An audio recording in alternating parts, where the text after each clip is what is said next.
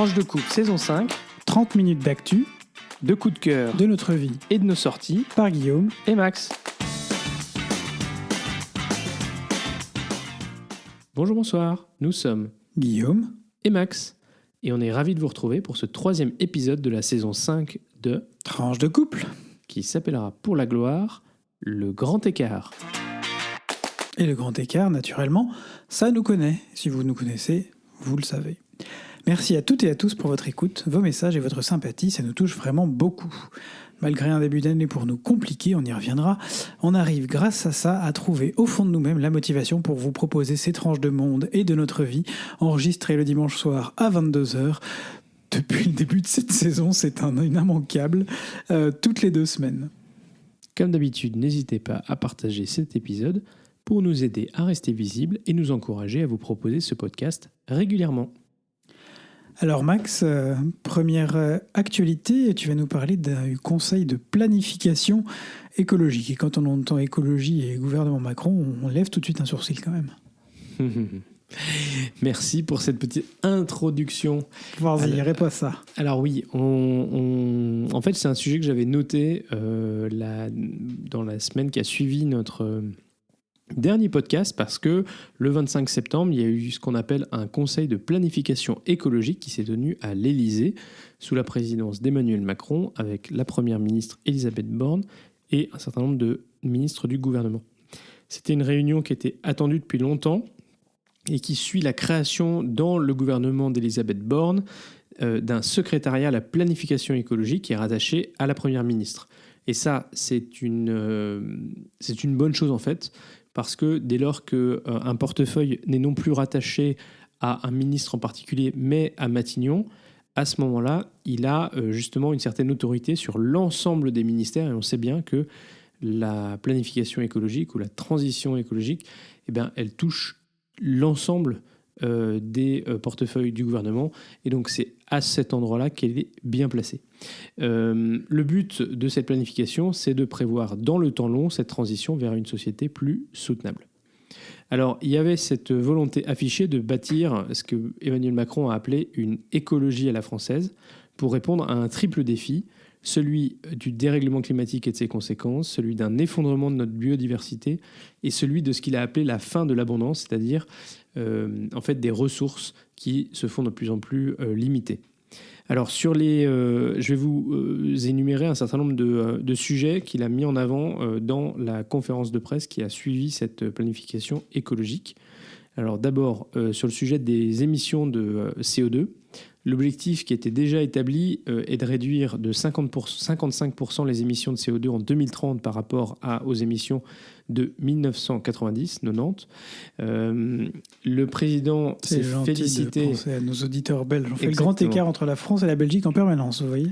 Le président s'est félicité d'avoir réussi à réduire les émissions de CO2 2 fois plus vite qu'auparavant durant son premier quinquennat.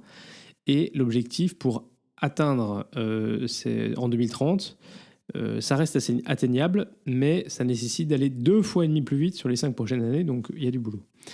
Alors sur le charbon, l'objectif reste de sortir du charbon d'ici à 2027. Il n'y a pas tellement de détails dans ce qu'il a dit, ça s'inscrit dans un objectif plus général de réduire la dépendance aux énergies fossiles et plus spécifiquement charbon, pétrole et gaz. L'objectif plus macro, c'est en 2030 de passer de 60% à 40% d'énergie fossile. Alors il y a une annonce que vous avez certainement entendue, qui est celui du développement de RER métropolitains. Alors en novembre 2022, il y avait déjà eu une annonce du développement d'un réseau de RER dans 10 métropoles françaises. L'objectif étant bien sûr d'encourager les alternatives à la voiture. Et le 25 septembre, il y a eu une annonce d'un financement de 700 millions d'euros finalement pour mettre en place 13 RER métropolitains. Alors pour encourager le déploiement de la voiture électrique, vous le savez, c'était un sujet qu'Emmanuel Macron avait mis en avant dans sa campagne.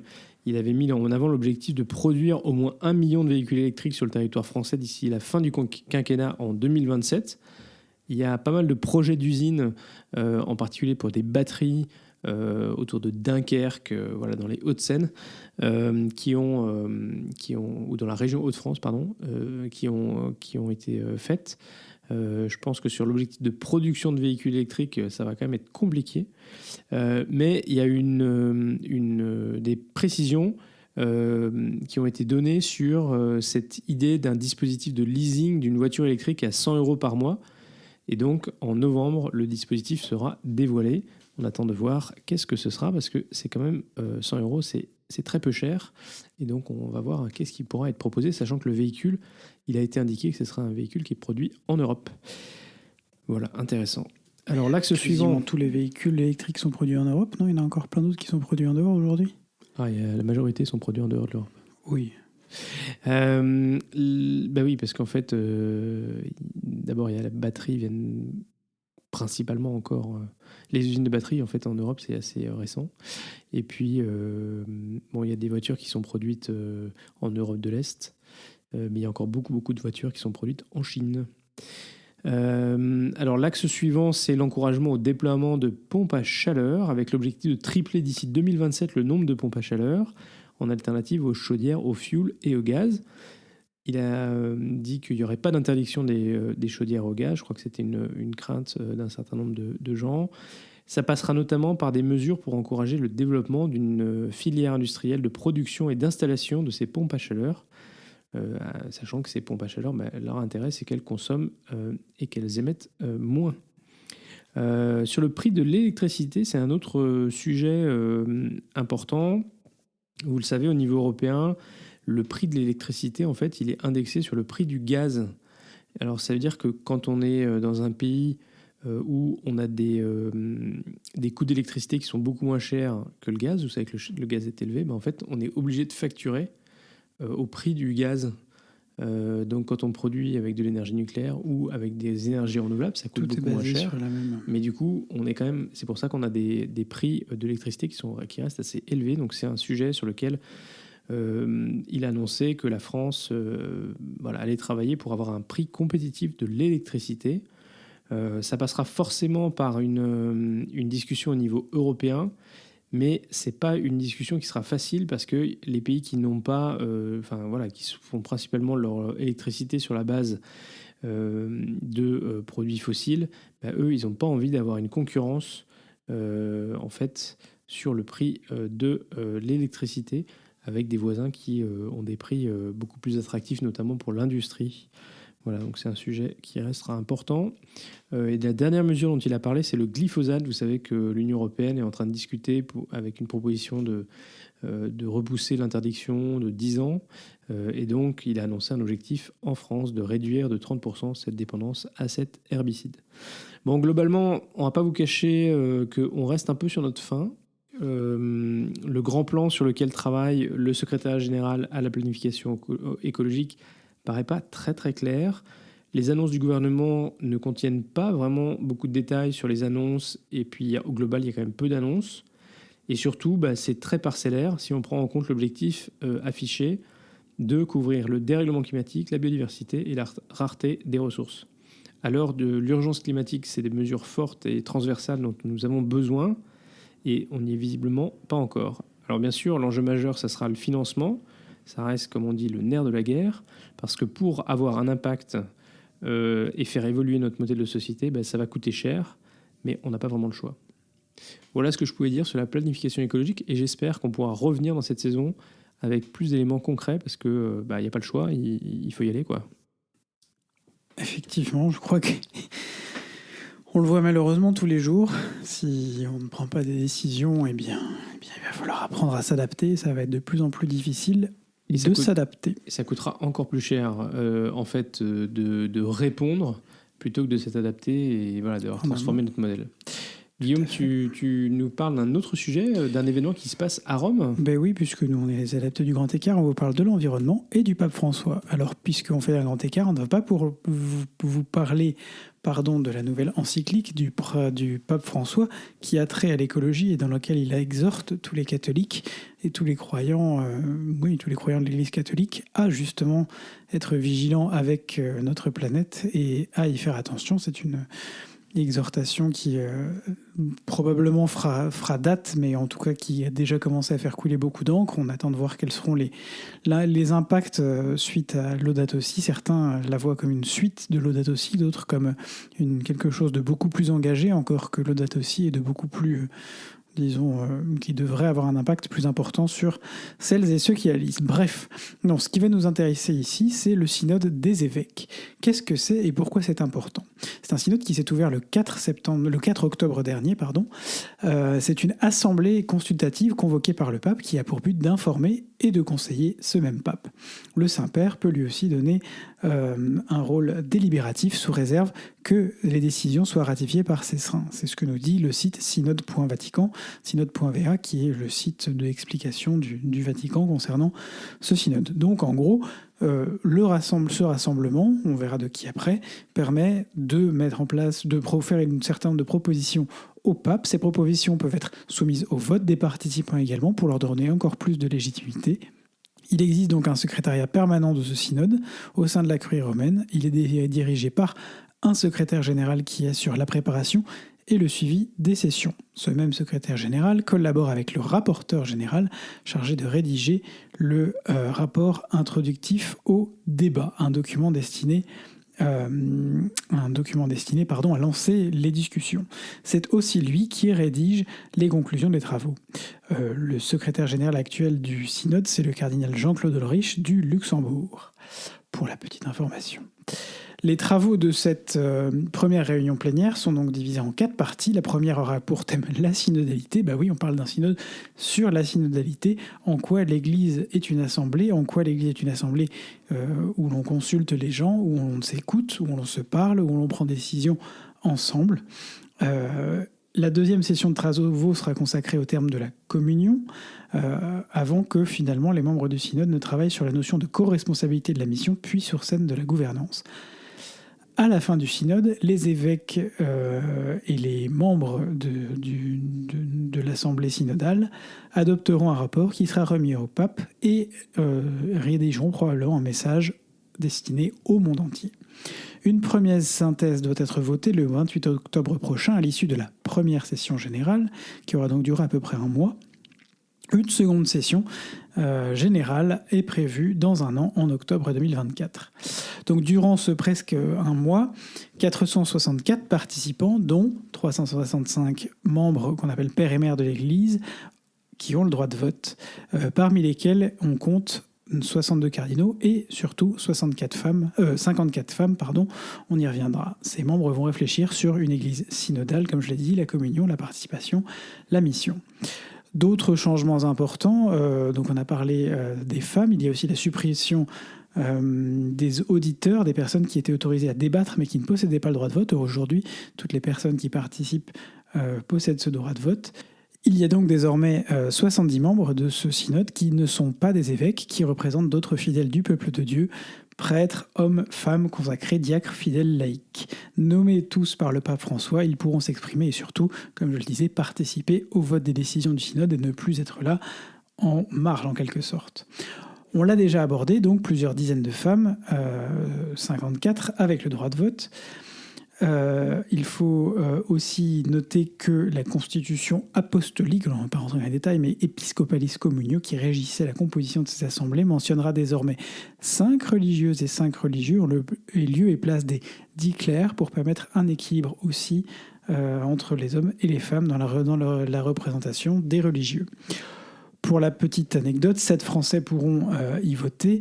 Monseigneur Alexandre Joly de Troyes, Monseigneur Jean-Marc Echen de Grenoble-Vienne, Monseigneur Mathieu Rouget de Nanterre et Monseigneur Benoît Bertrand de Mende sont les représentants qui ont été nommés par la Conférence des évêques de France. Le cardinal Jean-Marc Aveline, également archevêque de Marseille, Anne Ferrand, laïque consacrée, et sœur Nathalie Becker, dont on a déjà parlé au moins 2 ou 3 fois dans ce podcast, sous-secrétaire au synode. Consultation donc des fidèles, souci des périphériques, gouvernance, lutte contre les abus et la lutte contre le cléricalisme, intégration des personnes LGBTQIA+. Ça part un peu dans tous les sens, il va y avoir énormément de sujets à porter. Alors je dis intégration des personnes LGBTQIA+, il y a évidemment des réflexions plus larges, mais ça fera partie probablement, sous ce terme ou sous d'autres, des sujets qui seront abordés pendant ce synode. Comment mieux intégrer ces personnes, comment mieux nous intégrer du coup dans l'Église. Il y a des choses qui ont déjà été lancées par certaines églises, notamment en Belgique, on sait que certains des synodes locaux, comme le synode allemand, ont été particulièrement loin dans la recherche de propositions. Le pape François a d'ailleurs répondu à une question posée par certains évêques qui s'inquiétaient certains cardinaux, avant l'été, dont le très peu progressiste cardinal Sarah, qui s'inquiétait d'un certain nombre de points, et notamment cette question de la bénédiction des unions des personnes LGBT, en donnant une parfaite réponse de jésuite, c'est-à-dire que ce n'est pas vraiment une réponse. Il dit qu'en gros, il existe aujourd'hui tout un type de bénédiction dont la plupart seraient en principe interdites par le catéchisme, par les règles qui existent aujourd'hui au sein de l'Église catholique. Cependant, il faut travailler à l'intégration de l'ensemble des personnes dans l'Église au nom de la dignité humaine. Voilà, je vous laisse méditer ça. Donc tous ces chantiers qui partent un peu dans tous les sens, c'est le grand écart, on en revient encore à notre titre, sont présentés sous la forme de questions ouvertes dans le dernier Instrumentum Laboris, il faudrait que je revoie mon latin, nous laisse présager de la tenue de débats sans précédent au sommet de l'Église universelle, en tout cas des questions qui n'ont jamais jusqu'à maintenant été abordées et mais qui étaient dans l'air depuis un certain temps. S'il est difficile d'en proposer un tour d'horizon exhaustif, donc tant la liste est longue, il témoigne de la volonté de redessiner une institution qui se veut davantage à l'écoute des fidèles, on l'a dit, moins de cléricalisme, plus d'écoute des laïcs, sur la base et en marge, et capable de repenser sa manière de s'adresser au monde et aux enjeux contemporains.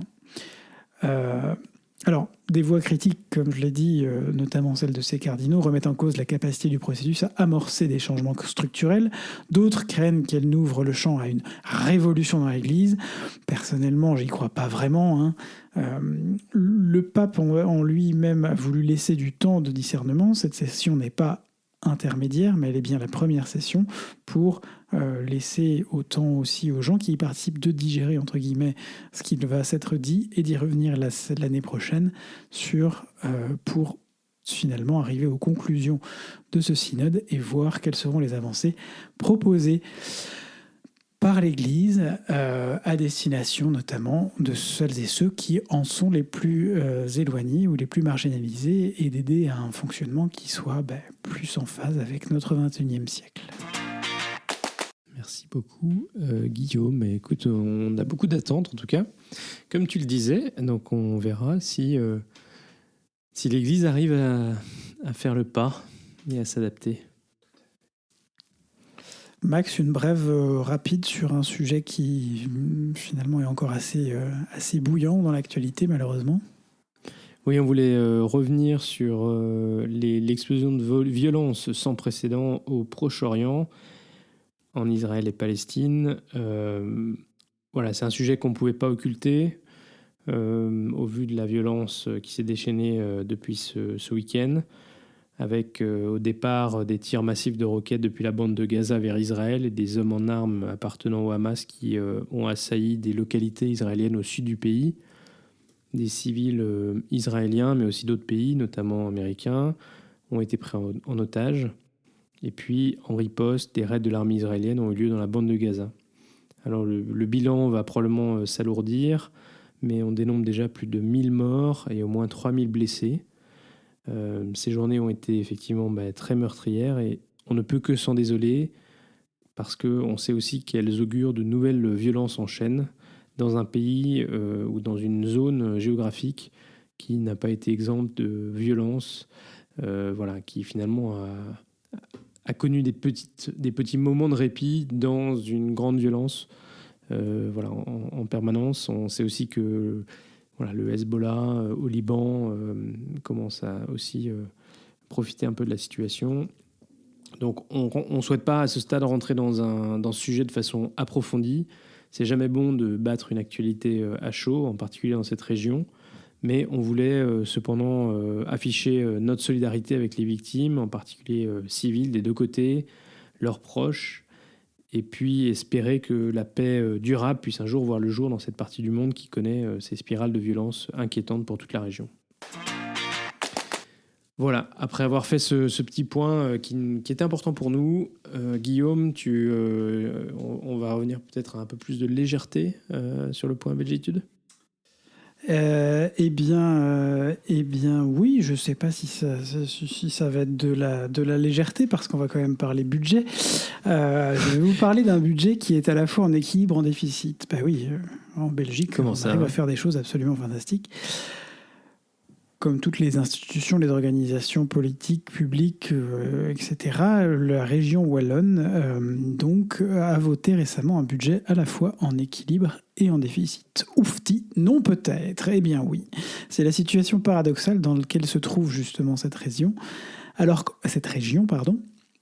qu'officiellement, elle s'est lancée dans une course à un budget équilibré. Elle est connue pour avoir des budgets très souvent en déficit, et regardée d'ailleurs de façon très de travers par les collègues flamands qui sont un poil plus vertueux sur le sujet. Elle s'est lancée donc dans une course au budget équilibré, mais quand on regarde les chiffres d'un peu plus près, on se rend compte que ça ne concerne que les dépenses couvrantes, soit environ 100 millions d'euros sur les 200 millions environ du budget global de la région. Alors, ce que ça veut dire, c'est que ça démontre qu'en Belgique comme ailleurs, manipuler les chiffres permet de leur faire dire tout et n'importe quoi, et de faire le grand écart avec l'argent du contribuable qui, lui, n'a pas le droit au déficit. Ce que ça veut dire aussi, et on va être un peu plus politique là-dessus, c'est que à force de voter des budgets en déficit, mais de les masquer aux yeux du contribuable et des électeurs, on cache quand même une partie de la vérité. Bon, en tout cas, c'était une courte anecdote aujourd'hui, mais c'est pour vous dire que méfiez-vous toujours des chiffres qui vous sont donnés, en particulier par les politiques. Sachez les sourcer. Il y a de très bonnes institutions publiques. Je ne parle vraiment pas de Tati Janine ou de Jean-Marc Comptoir sur Twitter, mais des institutions publiques qui publient ces comptes qui peuvent aider à une meilleure compréhension. Soyons capables d'aller chercher les informations et de les sourcer correctement. Merci beaucoup Guillaume, et on passe à notre rubrique Vie de couple.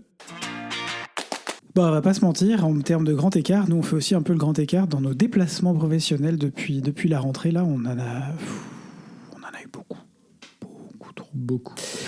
beaucoup. Et on en a déjà parlé pendant le Covid, c'était quelque chose qui s'était arrêté et on avait beaucoup apprécié que ça s'arrête. Pour autant, on s'est laissé de nouveau embarquer dans toute une série de nécessités de déplacements, alors des déplacements loin, dans d'autres pays européens ou un peu plus proches, en Belgique, mais qui s'accumulent les uns derrière les autres dans des journées, dans des week-ends, dans des soirées. Et alors, je me disais que ça pouvait être intéressant de voir comment est-ce qu'on reste en contact pendant nos déplacements, comment est-ce qu'on arrive à ne pas être coloc, parce que c'est vrai qu'on en plaisante un peu avec nos proches ces dernières semaines en disant que on est quand même un petit peu coloc à la maison. Comment on arrive à survivre à ça, mais à gérer le fait de s'être croisé quand même pas mal pendant quelques semaines. Alors maintenant, ça va se calmer un peu. Mais voilà, on a appris à avoir des petites routines. On prend le peu de temps qu'on a ensemble, on essaye de le prendre, d'en profiter encore plus. Alors, on a plein de sujets en ce moment en plus. On vous en parlera peut-être un jour, mais qui nous préoccupent personnellement à côté. Et en plus, aussi professionnellement, d'ailleurs, en dehors des déplacements, il y a aussi des choses à gérer professionnellement. Voilà, on essaye de bien profiter l'un de l'autre, d'abattre à ces sujets. Moi, j'ai eu un week-end à la maison il y a 2 semaines où j'avais toute une liste de choses à faire à la maison qui attendaient depuis des semaines. Et j'ai bien profité de ce week-end où Max n'était pas là parce qu'il était en France et en Suisse oui, c'est ça, je me trompe pas, pour aller voir de la famille, une lointaine cousine notamment qui était de passage. Moi j'ai dit non, je peux pas, il faut que j'avance sur tout ça. Avec aussi dans l'idée de me dire que quand Max, tu allais rentrer, ce serait tout fait et on pourrait profiter du temps qu'on allait passer ensemble. Et ça, je peux dire que j'ai beaucoup apprécié. Mais ça marche dans les deux sens. Hein. Hier soir, je suis rentré à point d'heure d'un déplacement pro. Pas moyen de manger dans l'avion parce qu'il n'y avait pas eu de service finalement pour pouvoir acheter. J'avais faim. Et Maxou, il avait préparé le repas du soir. Bah oui, c'est normal. Non, je crois que ce qui est pas toujours évident, c'est que quand on essaie Ah, nous, on aime bien s'envoyer des petits messages un peu quand on n'est pas ensemble, même quand on est d'ailleurs tous les deux à Bruxelles, et voilà. Mais quand on est en déplacement et qu'il y en a un qui fait plein de choses, qui a plein d'activités, pendant que l'autre, il est peut-être plus statique à la maison, tout ça, c'est pas forcément toujours simple d'arriver à être dans le bon, je sais pas, dans la même vibe, on va dire. D'ailleurs, c'est pas forcément celui qui est à Bruxelles qui comment dire, est plus statique et à moins de choses. Dans mon dernier déplacement professionnel, j'ai passé pas mal de temps dans un bus. Me demandez pas pourquoi. Et voilà. Et pendant ce temps-là, tu étais justement encore à nouveau en train de faire pas mal de choses pour la maison. Et voilà. Et c'est vrai que même quand on s'appelle, on aime bien s'appeler. Mais quand on n'est pas dans le même... Enfin, voilà. C'est pas toujours simple, en particulier quand quelqu'un est en déplacement, d'arriver à trouver des moments où on peut s'appeler et ça correspond pas forcément au moment où l'autre est dispo. Et alors, quand on n'est pas dans le même fuseau horaire, je vous raconte pas l'angoisse. Et donc ça, c'est quand même pas très simple. Je dois quand même dire que ça rappelle le tout début de notre relation, Guillaume. Je sais pas si tu te souviens. Quand tu n'étais pas à Paris et moi j'étais à Paris et je t'appelais en sortant du boulot, mais parce que j'avais du temps en fait dans le métro. Dans le métro. C'était à l'époque où ça passait pas dans le métro parisien. Ça passait pas très bien. Donc en général, on avait 5-6. Tu te rends pas compte ? Ça coupait 5-6 fois. Je finissais par perdre patience. Oui, on se rappelle plus tard. Voilà, mais c'est vrai que une fois que moi j'arrivais à la maison, après, d'abord j'allais faire les courses, après je préparais le repas.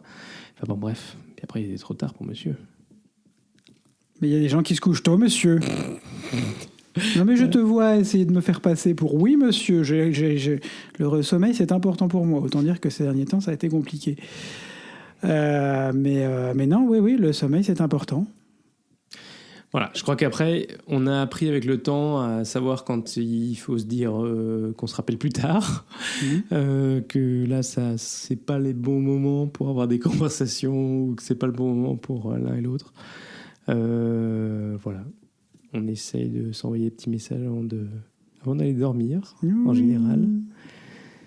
Et puis, on se dit qu'on se fera des câlins quand on se retrouve. Et ça, les pouvoirs du câlin, c'est quand même assez extraordinaire. Ouais, non, mais voilà, je crois que c'est important d'avoir cette petite, je sais pas si une petite routine, mais ouais, de savoir profiter des moments qu'on passe ensemble et quand on n'est pas ensemble, d'arriver quand même à prendre le temps de se parler dans des journées. Et ça, c'est quelque chose, moi, il faut que j'apprenne aussi à se trouver un temps pour se parler de qualité, c'est-à-dire pas quand on est dans le métro, pas quand on est...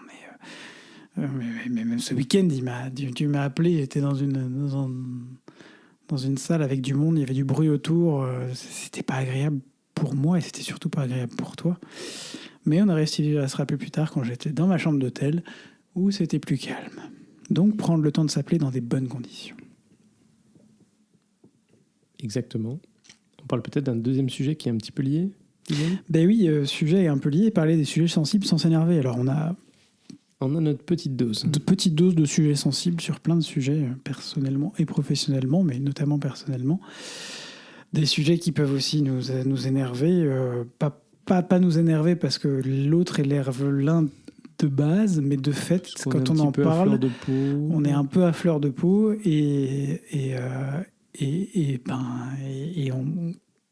vous savez que pour nous, c'est super important de bien communiquer. Et là, on se rend compte qu'on communique mal quand on est à fleur de peau et quand on est fatigué et quand ces sujets nous mettent un peu sur les nerfs aussi. Donc, on prend sur nous. Il faut toujours respirer un bon coup. Quand moi, je commence à dire « Mais tu t'énerves, Max !» et que Max me regarde avec un calme olympien. Mais je ne me suis pas énervé du tout. Je vois pas de quoi tu parles. Oui, bon, ça va, j'ai compris. Alors là, je dois dire... En plus, tout ceci est enregistré. En plus. Merci Guillaume, je te remercie parce que c'est vrai que c'est arrivé plusieurs fois, notamment ce soir, que tu t'énerves en me disant mais tu t'énerves, alors que moi j'essaie de garder le calme et le poser.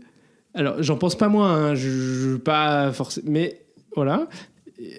Donc je te remercie d'avoir posé ça ce soir.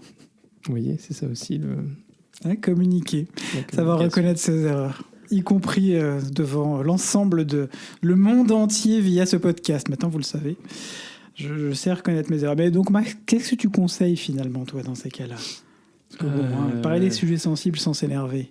Ouais, T'en es où là-dessus? En fait, ce qui est pas simple, c'est que mon inclination naturelle, Guillaume le sait et ça l'énerve, c'est d'aller faire un tour. Non, mon inclination naturelle, c'est quand ça commence à chauffer, c'est d'aller faire un tour. C'est de quitter la salle, la pièce, de laisser retomber le truc et de revenir plus tard. Et en fait, toi, ça t'énerve beaucoup quand je quitte une discussion. Faut quand même le reconnaître. Mais parce que j'ai l'impression que je fuis, que... Parce que j'ai l'impression que tu fuis. Et il y a des fois, tu fuis. Et il y a des fois, je fuis.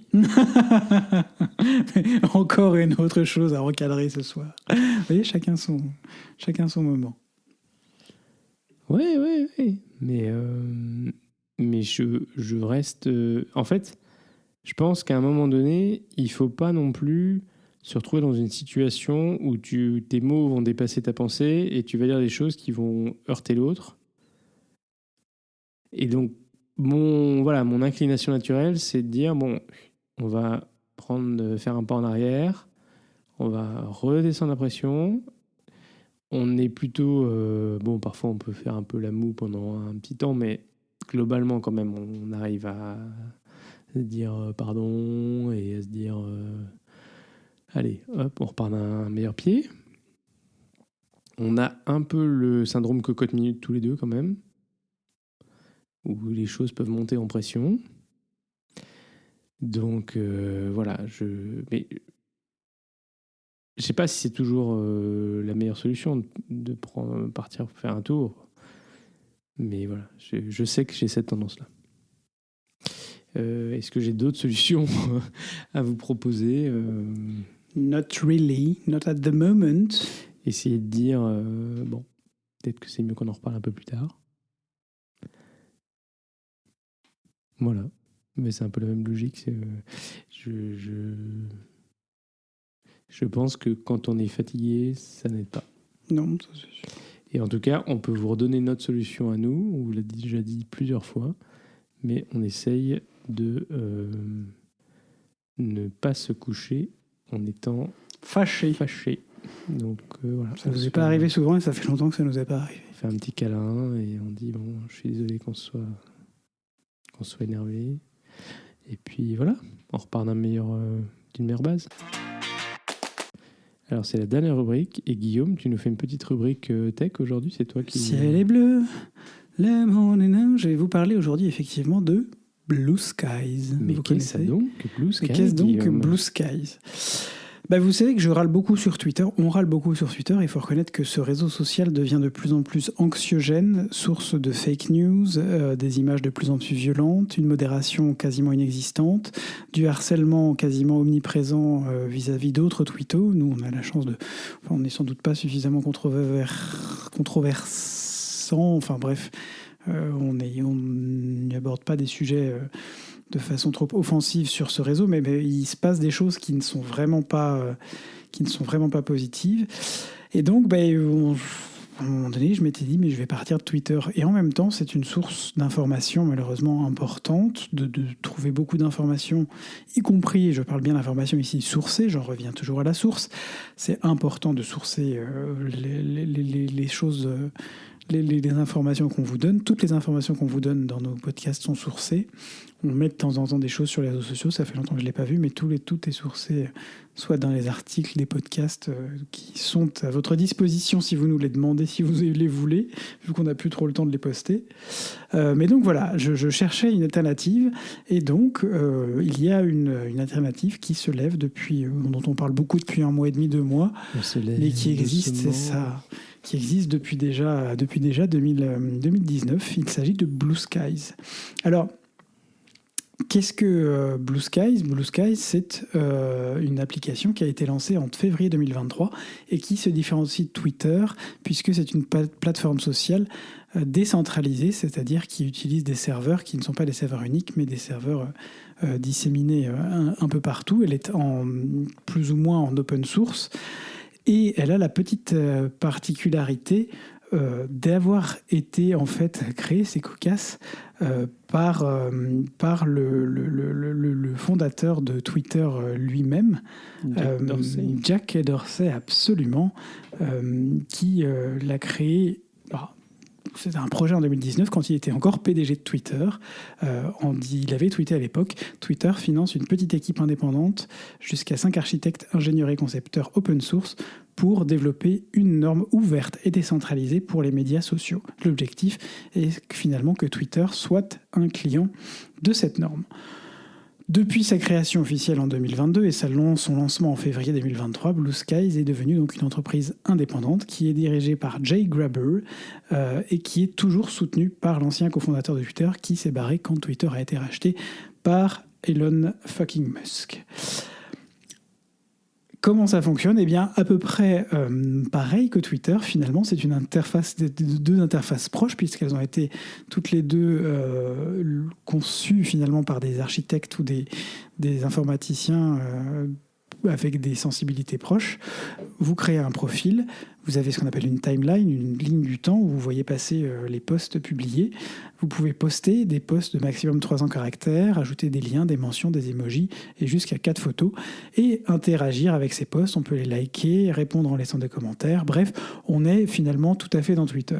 Alors, aujourd'hui, il y a aussi quelques limites. La première, c'est que c'est une application qui est en version bêta, c'est-à-dire qu'elle est encore en test, et, en bêta privée même, et que pour y accéder, il faut un code.